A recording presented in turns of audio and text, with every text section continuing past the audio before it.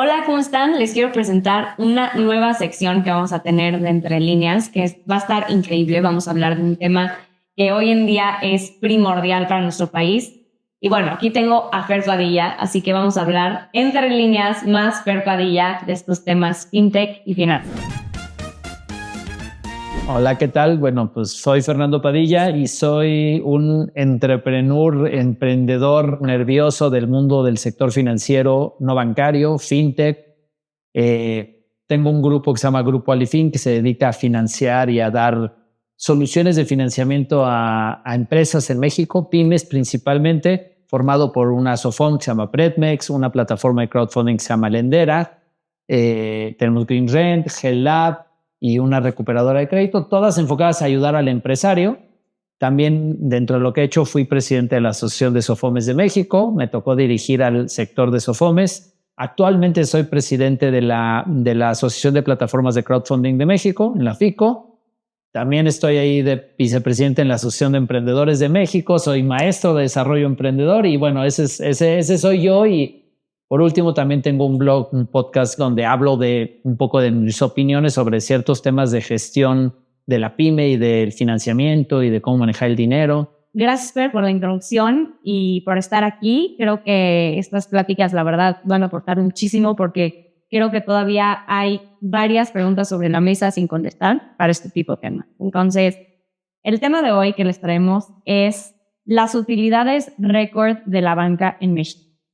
Déjame nada más agregarle para el público es el tipo de plática que vamos a estar teniendo es un poco de opinión de Georgie y mía, desde yo estando desde el lado emprendedor financiero, Georgie desde una líder de opinión que conecta, y vamos a intentar dar nuestras opiniones en un lenguaje sencillo, coloquial, no sofisticado, para que todo el mundo podamos comprender estos temas que de repente vemos en las noticias. Todo el mundo está hablando del tema, pero luego a la mayoría de la gente, pues no es tan comprensible, ¿no? Y para no también irte con el titular de la noticia y más bien poder generar puntos de vista dentro de todas estas noticias que se mueven y bueno. Sí, buenísimo, lo explican muy bien. Creo que es importante decirlo, es desde nuestra perspectiva, desde nuestra opinión.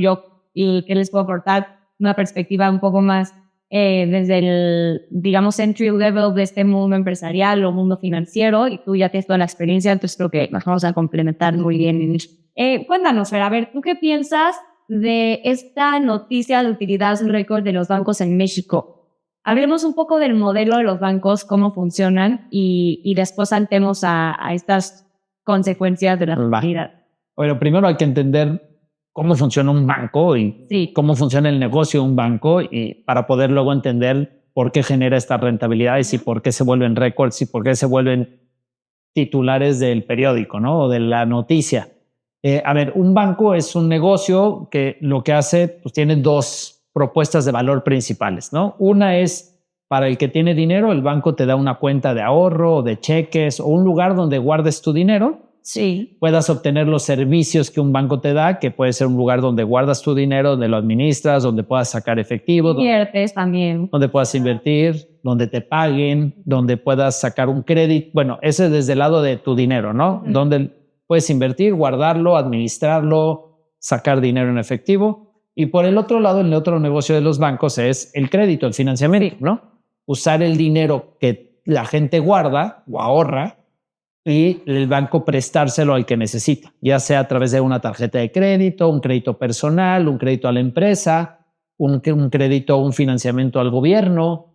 Es el negocio del banco es la combinación entre lo que le paga a los inversionistas o a los ahorradores y lo que cobra al que le da crédito. El negocio del banco está entre esa intermediación de lo que le pagan de tasa de interés, digo, como su principal fuente de ingreso, lo que le pagan de tasa de interés los que quieren dinero y lo que le paga en teoría los que ahorran, ¿no? Claro, esa diferencia ahí se encuentra el punto de el negocio del banco. Del negocio del banco. Exacto. Entonces, bueno, llega esta noticia de las utilidades récord en México, que se concentra principalmente en 5 jugadores, que son los que conocemos: BBU como el primero liderando, después Baja Banorte, me sorprende al ser un banco mexicano, Santander, Citibanamex e Inbursa.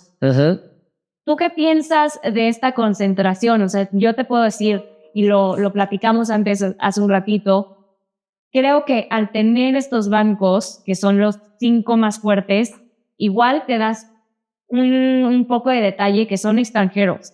Entonces las utilidades no siempre recaen en nuestro país. Bueno, a ver, son 5 y si le agregas un poquito más y pones a los principales 7, tal vez ahí agregas a HSBC. Más extranjeros. Más extranjeros. Y creo que Bajío ya estaba empezando a jugar entre esos 7 como, a ver, son 51 bancos, creo que son los que hoy hay registrados en México. Estos 5 representan cerca del 82% de la utilidad de todos los bancos, ¿no? Entonces, obviamente, siempre es una extraordinaria noticia que una empresa que opera en México le esté yendo muy bien, que tenga los números de utilidad, que se logren utilidades récord, sobre todo que venimos de épocas de pandemia y pospandemia, que a nivel empresarial ha sido difícil para todos. Pero bueno, siempre es bueno, positivo eso, pero lo malo tal vez es la concentración en poquitas manos. Y de esas manos la mayoría son extranjeras, ¿no? Sí.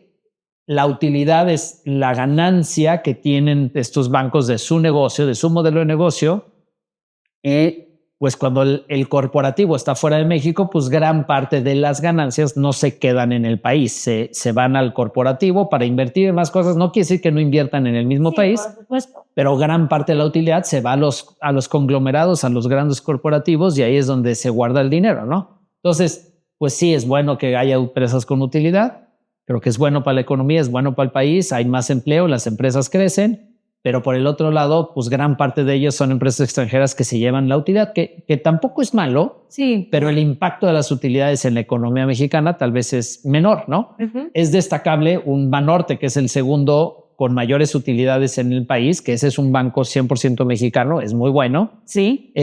Pero también tienes estas noticias de Inbursa y Bajío, que son bancos que tradicionalmente no son sistémicos, no son los grandototes, y que ya están jugando con grandes rentabilidades y que son mexicanos y que generan rentabilidad que se queda en el país, y eso creo que es positivo, ¿no? Pero bueno, esa concentración tampoco es tan buena porque está en pocas manos, ¿no? Y también creo que ahora que mencionas, por ejemplo, Inbursa, ¿no? Que son estos bancos un poco más pequeños en comparación de los demás, sería interesante saber cuál es la distribución de su cartera de productos en cuanto a las utilidades.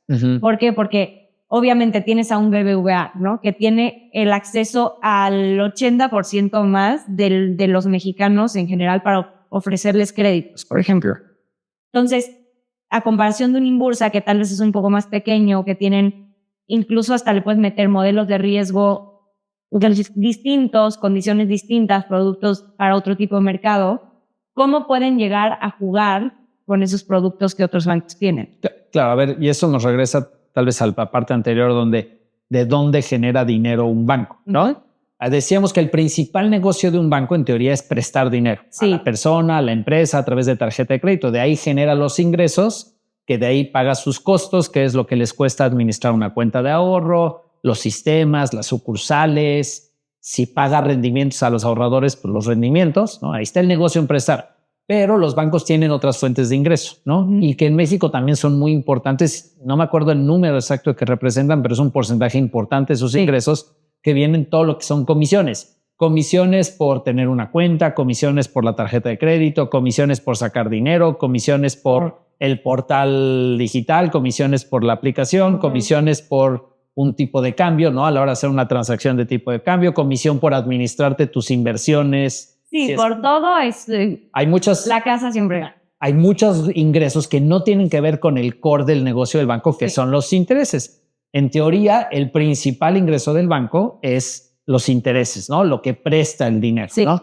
Y eso sería interesante ver, pues, obviamente, en un banco como BBVA, que es grandote, es el más grande número de clientes que tiene, pues un banco más chico le cuesta más trabajo competir cuando tiene menos número de clientes, pero eso no lo limita a que pueda generar ingresos desde otras perspectivas. Por ejemplo, seguramente Inbursa tiene gran parte de su portafolio tal vez en financiamientos al mismo grupo en el que pertenece, Claro. Y entonces puede generar más ingreso por ahí que lo que genera tal vez en tarjetas de crédito, ¿no?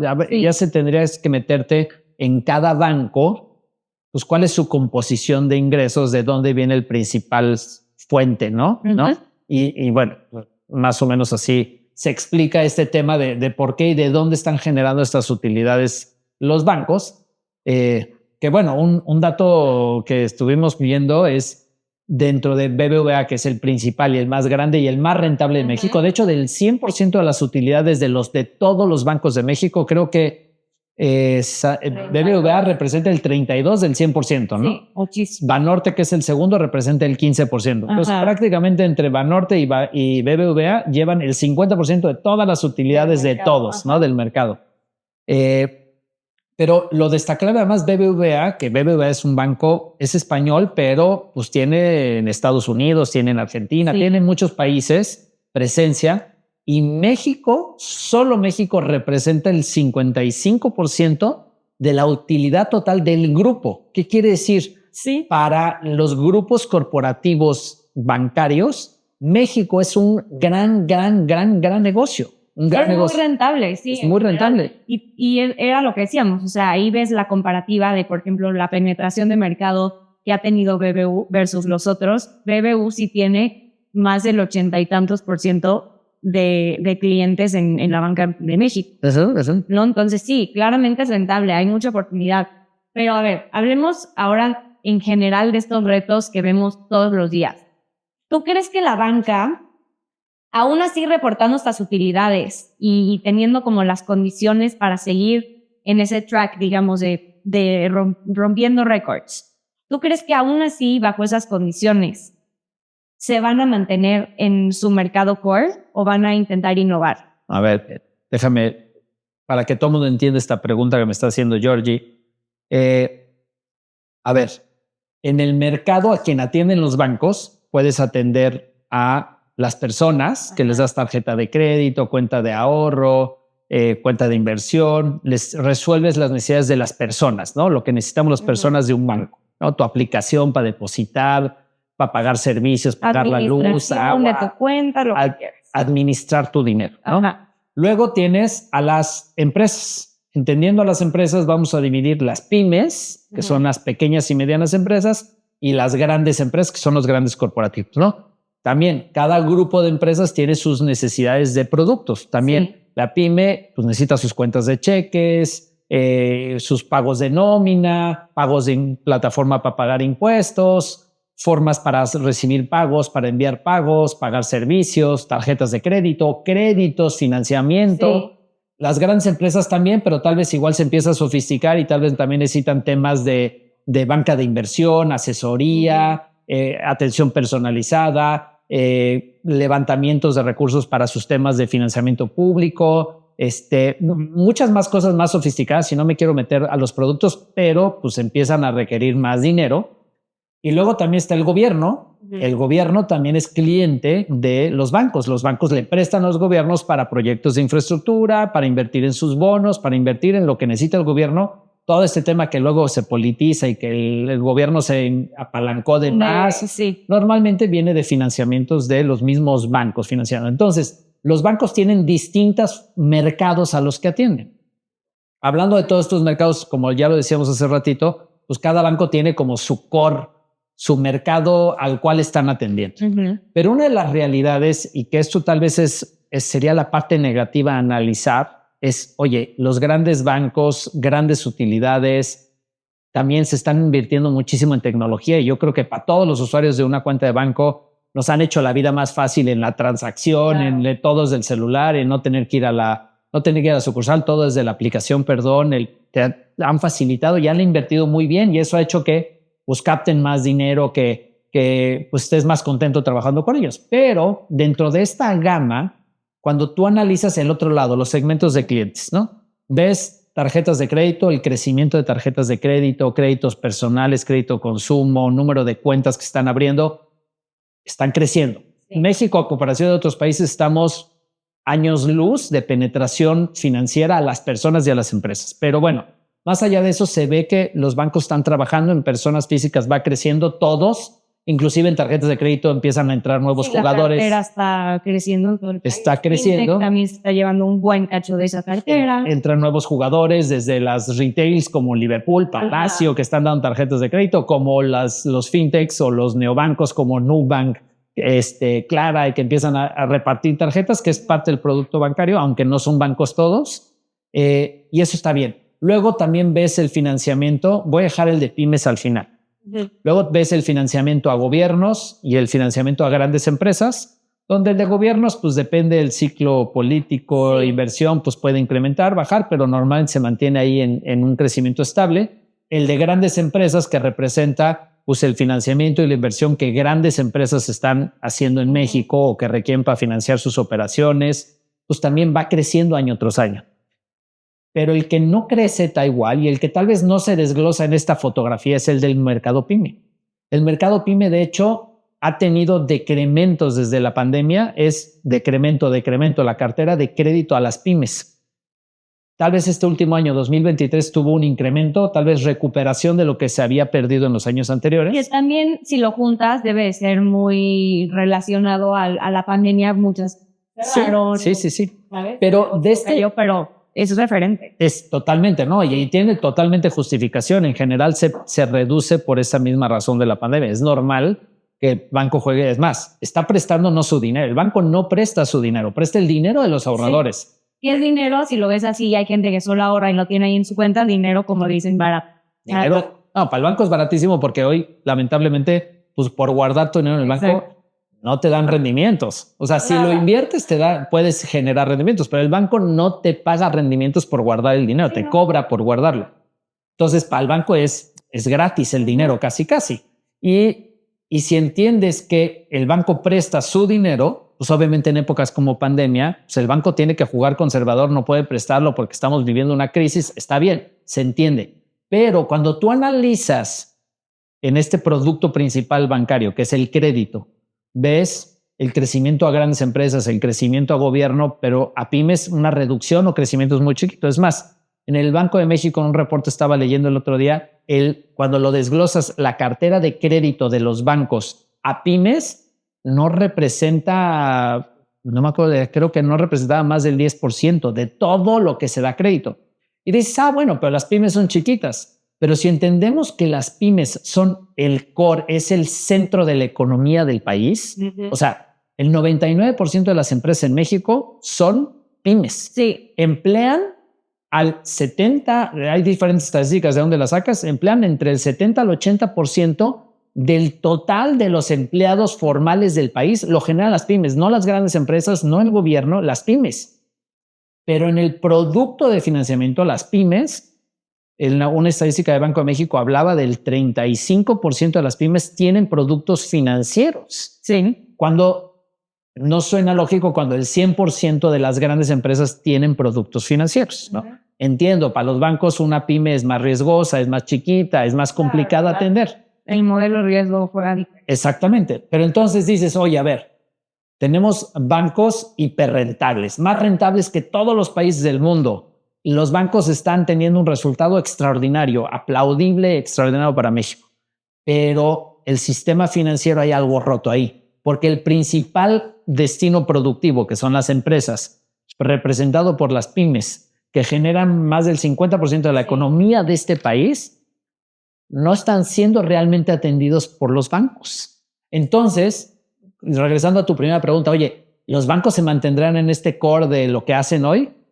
Pues hoy son muy rentables sin atender a este segmento que está relativamente desatendido, ¿no? Que bueno, ya platicamos un poco. Entonces, ¿quién podría atender a ese segmento que va a seguir así? Son las fintechs, bajo estas condiciones, que tienen que también acercarse a los bancos para pedir financiamiento. Los bancos les dan unas tasas muy, muy altas, entonces ellos también tienen que dar tasas doblemente altas. Para entender un poco el mercado, a ver, efectivamente, los bancos naturalmente no están atendiendo a las pymes porque las estadísticas lo dicen, ¿no? Claro. Si hablas con un empresario pyme, pues muchos te dirán, bueno, sí tengo una tarjeta de crédito del banco, tengo una línea revolvente, pero hasta ahí, ¿no? Pero pregúntale cuando necesitaba financiamiento si le prestaron sí o no, y la mayoría dice que no califica, que no sirve.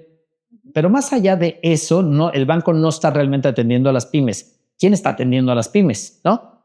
Efectivamente, México tiene, en el sector pyme, tiene un lack de atención. O sea, tenemos un hueco de muchas pymes que no están siendo atendidas. Sí. ¿Quién está saliendo al quite? Hay bancos chiquitos que están enfocados. Un Bajío se enfoca, por ejemplo, mucho a pymes.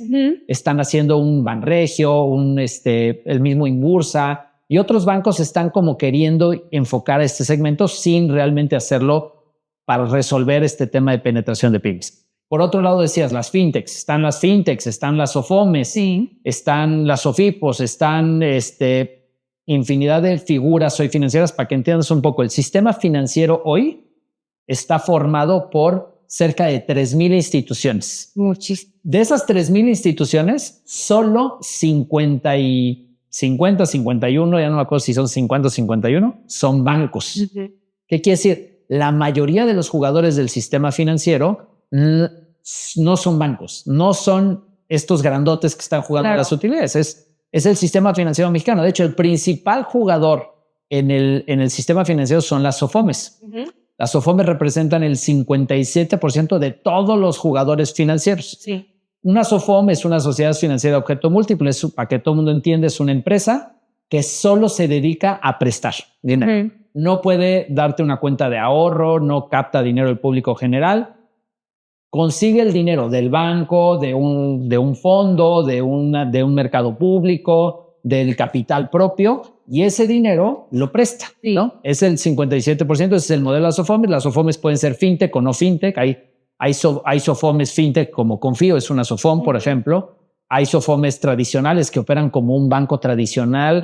Hay SOFOMES que están convirtiéndose como en un modelo como de neobanco, con cosas alternativas. Hay un poco de todo. Hay 2,000 SOFOMES en México y son los que principalmente se enfocan a atender las pymes. De hecho, una estadística también que sacó el Banco de México decía que las pymes obtienen su primera línea de crédito en una SOFOM.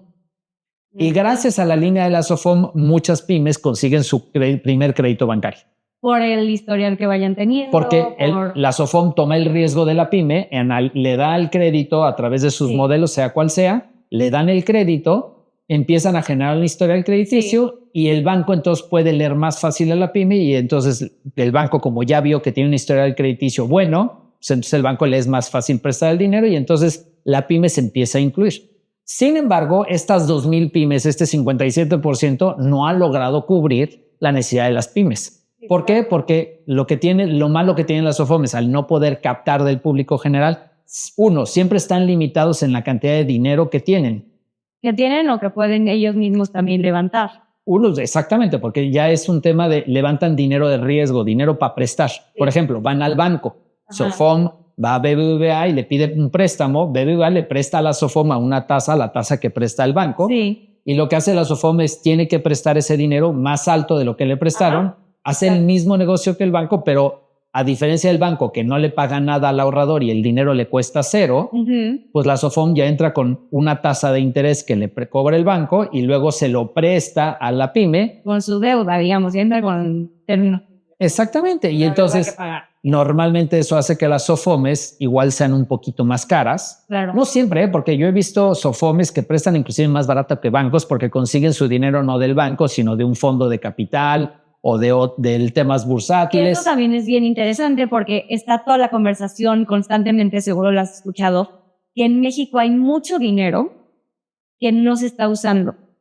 Hay un dato que estaba leyendo el otro día, igual me equivoco, pero el dato que estaba viendo es que en cuentas de cheques de personas hay 500, no, ya me confundí si son billones o miles de millones de pesos estacionadas en cuentas de cheques y ahorro. O sea, dinero estacionado que no está generando rendimiento en las cuentas de banco. Pues los bancos, pues está muy fácil. Tengo toda esa cantidad de dinero, me puedo poner a prestar al gobierno o a la gran empresa, genero rentabilidad. Pero estás hablando ahí del banco, o sea, en general de los ahorradores, pero también poniendo perspectiva, lo que existe en el banco sin moverse, más los fondos que tienen dinero parado, que ahorita hay varios, incluso deja tú los fondos, hay muchos afores también que el dinero ahí lo tienen, que digo, también las condiciones tienen que ser distintas y tienen que ser un poco más hacia la parte no riesgosa, etc. pero igual se habla de este dinero Hay mucha estancado, ¿no? Entonces, ¿por qué si existe todo este panorama, digamos,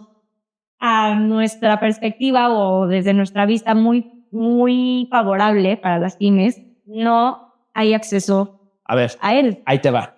Y creo que tiene que ver, esto es un poco nuestra historia.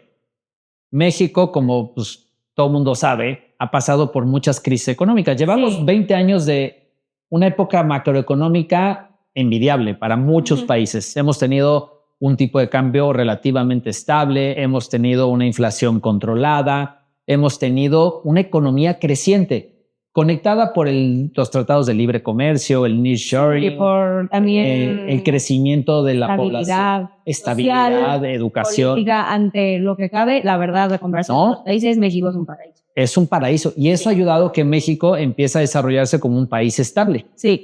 Pero antes de estos 20 años veníamos de crisis tras crisis tras crisis, donde nos pasaba como vemos hoy en muchos países, donde de repente había inflación de un día para otro de más del 100%, donde habían devaluaciones de que un día valía el peso una cosa y al día siguiente valía 2 veces más. Y entonces todas esas situaciones macroeconómicas que fueron crisis económicas del país realmente pusieron en riesgo el dinero de los ahorradores, el tema de la banca, muchos bancos quebraron, muchas entidades financieras tronaron y eso llevó al gobierno de manera responsable a crear unas regulaciones muy sólidas.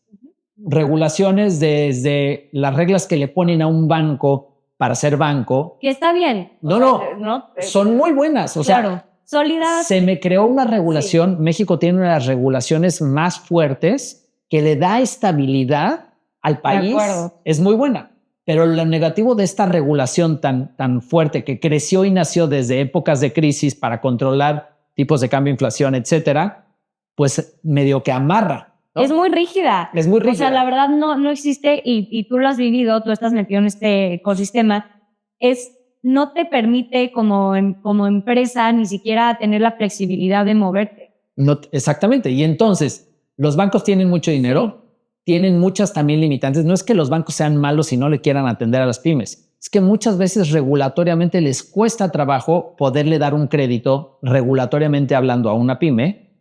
También involucra más riesgos para un banco y teniendo un mercado tan desatendido es, oye, ¿le presto a Coca-Cola o le presto a 1000 pymes? ¿Qué prefiero? Pues prefiero prestarle a Coca-Cola. Es más seguro, Coca-Cola es una empresa pública, es más seguro prestar el dinero, es dinero de los ahorradores y lo tengo que cuidar muy bien, que prestarle a 1000 pymes que, pues, por más buenas que sean, tienen más riesgos que Coca-Cola y lo tengo que pulverizar y tengo que administrar 1000 créditos contra uno. Claro. Entonces, el incentivo del banco no está hacia el mercado pyme y regulatoriamente medio le amarran las manos. Por el otro lado, las empresas que no son bancos tienen regulaciones muy estrictas de SOFOM, no puedes ahorrar, no puedes captar. Ahí va, justo iba a saltar a eso. Limita la materia prima que puede obtener. Claro, el banco que tiene su regulación rígida, perfecto, pero al fin de cuentas es una institución financiera que lo debe tener. Pero, ¿qué pasa con todas las SOFOMes, con todas las empresas que quieren llegar a aspirar a ser un neobanco, por ejemplo? Que quieren ser, que están en el ecosistema fintech y eventualmente quieren llegar a un mercado en México que es, digamos, para ellos atractivo. Claro, a ver. ¿Qué hacen con esa regulación? La regulación de una SOFOM es muy estricta hacia el punto de captación, no pueden captar dinero. No es nada, para el tema de crédito es bastante libre y cada SOFOM puede crear su propio modelo a quien le presta. Por eso las SOFOMes pueden llegar a las pymes mucho mejor que un banco. Y normalmente estas SOFOMes, en estas 2000 SOFOMes encuentras mucha especialización. La SOFOM que atiende a los empresarios de Querétaro y no se mueve de ahí y es el mejor atendido en Querétaro, o la SOFOM que atiende factoraje y es el mejor haciendo factoraje, o la de arrendadora, o la de crédito pyme, o la de Chihuahua, o la de Chiapas, se vuelven especialistas locales. Ahora, las SOFOMes, pues sí, el reto de las SOFOMes, ¿por qué las SOFOMes no han acabado de resolver? Es porque la materia prima ha estado limitada, ¿no? Las reglas del juego desde una SOFOM que sale a un mercado público, Viva o la Bolsa Mexicana de Valores, para que las grandes inversiones, que en México el principal inversionista son las Afores normalmente en la regulación que tienen las Afores les prohíbe normalmente invertir en este tipo de vehículos, sobre todo cuando un emprendedor o una SOFOM nueva sale a un mercado público. Entonces, no están conectados los incentivos y las oportunidades para poder desarrollar esto, ¿no? Luego tienes también todo el sector, por ejemplo, las SOFIPOS, que son finanzas populares. pues se crea para atender de manera como un escalón abajo de los bancos a este sector no atendido, pero normalmente se enfocan, como su nombre lo dice, finanzas populares, y son empresas que se focalizan a atender a las personas desde el punto ahorro a través de los modelos de Sofipo como Nubank, Finsus. Todos ellos están haciendo como unos bancos bebés, pero enfocados principalmente a las personas. No han evolucionado, algunas sí, pero casi todas están enfocadas a personas, no a empresas. ¿Qué quiere decir? Que el mundo de las pymes es un mercado desatendido, con mucha oportunidad en un país con una macroeconomía estable, donde tienes estos bancos hiperrentables que realmente no están llegando, tienes este mercado de SOFOMES que están penetrando, pero están limitados por la capacidad de dinero que pueden captar o recibir a través de los canales que sí pueden captar.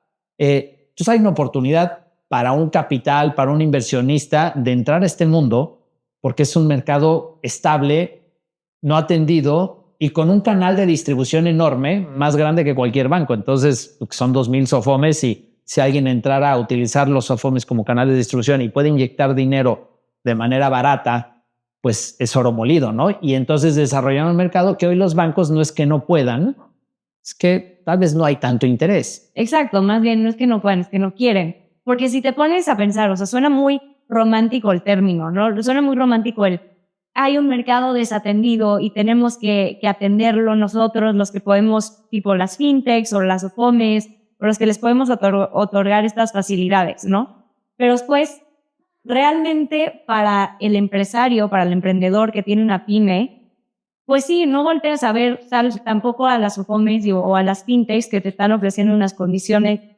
que no son tan favorables.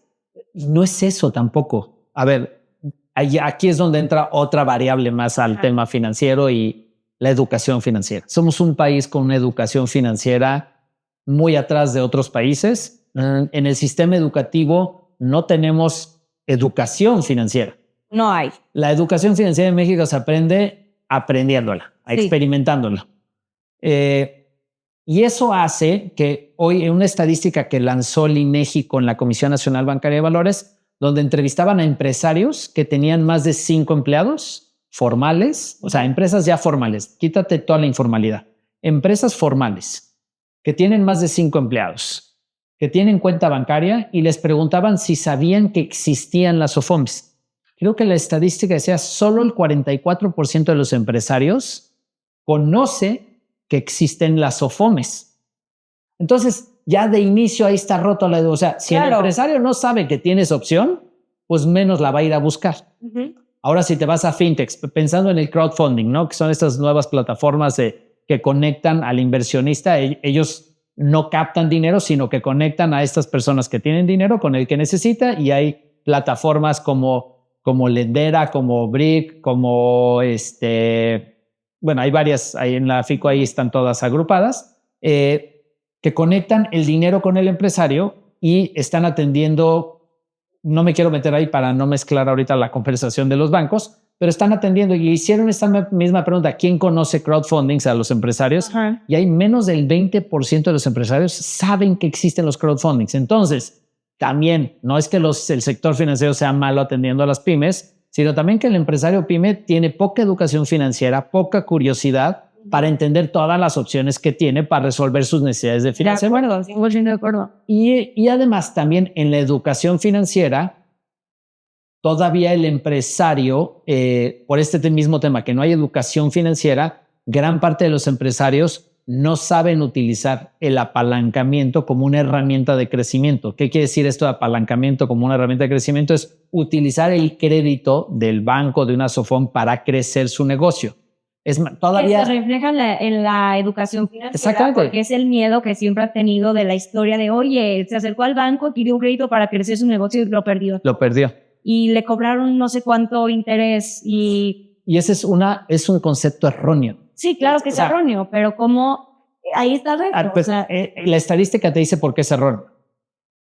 Lo primero es, digo, yo como financiero que atiendo pymes, muchos empresarios cuando me llegan a solicitar, me llegan a presumir: mira, no le debo a nadie, soy perfecto, como si fuera algo positivo. Cuando entiendes que pues no, el producto financiero no es bueno o malo, es cómo lo uses, puede ser bueno o malo. Claro. Una empresa necesita financiamiento para crecer y la estadística que te digo que lo demuestra es las grandes empresas.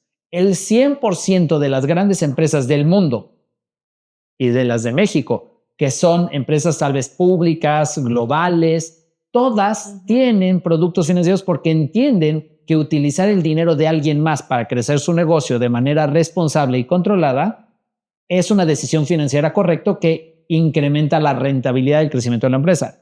La premisa de decir, ay, no, la deuda es mala, pues es un concepto malo del empresario pyme que no está desarrollado, no tiene educación. Entonces, también en toda esta fórmula de por qué, pues sí, pues los bancos no les interesa porque ya ganan mucho dinero sin arriesgar mucho. El mundo bancario, financiero, no bancario tiene una limitante de cómo acceder a dinero y además muchas veces lo obtiene caro. Claro. Y luego el empresario pyme, pues tampoco sabe utilizar las herramientas financieras para crecer su negocio, pues entonces se arma ahí una razón de por qué, pues no estamos realmente atendiendo a las pymes, ¿no? Y el que tendría el músculo para realmente atender a las pymes son los bancos, pero estas grandes rentabilidades, pues también te dice, oye, si yo como empresa, como empresario, estoy teniendo extraordinarios resultados, le gano a todos los países del mundo, haciendo el negocio sin agarrar otros mercados, sin explorar estas industrias, pues ¿para qué me arriesgo? El mercado pyme tiene que venir de esta nueva ola de emprendedores, fintechs o FOMES, llámale como quieras. Y sí, también el gobierno juega un papel importante en la regulación porque tiene que ir mejorando regulaciones más simples para que este sector se desarrolle en una premisa donde traemos una macroeconomía diferente de donde nacieron todas las regulaciones que no lograron esta macroeconomía. No quiere decir que hay que bajar la liga y ser muy responsables. No, hay que hacerlo responsable, pero tenemos que como gobierno también desde el lado regulatorio ir desarrollando nuevas leyes, nuevas políticas que incentive a este lado de emprendedores. No tanto que empuje al gran banco a que baje, sino que empuje a los de abajo a que crezcan. Sí, y que puedan llegar a competir en algún punto, como ahí vemos Inbursa, que tal vez no es un banco enorme, pero está ya compitiendo. Está jugando. Me sorprende más Bajío que Inbursa. Sí. Inbursa siempre ha estado ahí en los primeros 10 y tiene un grupo o un dueño que permite que pueda crecer fácilmente. Pero, por ejemplo, un Bajío, que es un banco todavía más chiquito, más local, pues que haya logrado posicionarse dentro de los primeros 7 bancos de rentabilidad del año 23, pues ya es porque sí es un banco local que creció, ¿no? Esos son los que tienen que, definitivo, tienen que empezar a jugar, pero la regla del juego para desglosar este tema de la utilidad es muy buena noticia, pero necesitamos que esa gran utilidad esté formado por muchos jugadores, no por pocos. Sí. Para que realmente empiece a generar un impacto más envolvente, más expansivo hacia las personas, las empresas, las pymes, hacia el sistema financiero general, bancario y no bancario. Y ese yo creo que es donde debería estar el reto, ¿no? Del sistema financiero, del sistema regulatorio y del lado empresarial, pues también a educarse. Sí, me encanta lo que dices, Fer. Creo que empezando por ese punto yo daría mi conclusión. La educación financiera de los empresarios de las pymes a mí se me hace clave. Es entender a qué tienen acceso, y también esto va muy de la mano con la transformación digital que requiere México en cuanto a la banca en general, ¿no? O sea, ¿a qué tienes acceso? Entenderlo y que sea de una forma fácil y rápida, que es lo principal. Un empresario pyme no quiere estar 7 meses esperando a ver si le van a dar o no el crédito, quiere saber ya al día siguiente, casi. Entonces, eso para mí es parte de la transformación digital que requiere la industria y el acceso. También podría decir que otro reto muy bueno es conocer a los usuarios. Esto es primordial, o sea, ¿qué le puedes ofrecer realmente y cómo segmentarlo? Lo que decías, si existen SOFOMES para ciertas cosas, que estos empresarios puedan decir, ya sé a dónde o a quién acercarme porque ya existe un conocimiento de mi perfil y de lo que busco y requiero como empresa. Y por último, yo agregaría, sí, la regulación y la parte del gobierno es primordial. Es cómo el gobierno va a apoyar a que la regulación sea un incentivo más allá que una pausa para esto. Sí, y aquí yo agregaría un punto más desde el punto de vista de emprendimiento, ¿no? Yo creo que para los que estén en el lado de emprendimiento, para los que estén del lado de inversión, este sector, con este enfoque a este segmento, yo creo que es una oportunidad de oro que, a pesar de que ya hay muchos jugadores y muchos modelos, sigue habiendo espacio tremendo, ¿no? Sí. Y viene el nearshoring y viene más empresas, porque más allá de las grandes empresas que se instalen en México, conlleva un desarrollo de pymes alrededor, de proveeduría, de empleados, de gente de vivienda, de infraestructura, que vienen épocas de oro en el lado empresarial a México. Pase lo que pase políticamente, vienen épocas de oro. Y esto va a requerir un reto todavía más grande del sector financiero para atender y resolver estas necesidades. Entonces, del lado de emprendimiento, desde el lado de inversión, este sector es un lugar donde yo recomendaría estar volteando a ver, emprendiendo, haciendo, invirtiendo, porque pues claramente hay mucha oportunidad y estas grandes utilidades muestran que puede ser gran negocio para todos los que estén entrando Pues esperemos que en los siguientes años justo estas utilidades se vean mucho más reflejadas hacia el lado PYME. Espero que sí, que se concentre el mercado de esa parte. Me encantó platicar de este tema. Creo que pueden salir varias preguntas. Si tienen alguna pregunta o comentario, escríbanlo aquí para que nosotros podamos darle seguimiento y poder llegarles a dar una respuesta. Fer, ¿cómo te encuentran en redes y cómo pueden escribir? Buenísimo. Me pueden encontrar de dos formas muy fácil, en cualquier red social como capitalesconz.net o como Fernando Padilla EZ. ¿No? Ese es mi nombre, Fernando Padilla EZ. También me pueden encontrar y igual hacerme preguntas directo o preguntarnos aquí. Y encantados para seguir la conversación, ¿no? Buenísimo. Pues a mí me encuentran como @lm_entre_líneas, lm entre líneas. Y seguimos con las conversaciones de FinTech y Final. Buenísimo. Espero que les haya gustado.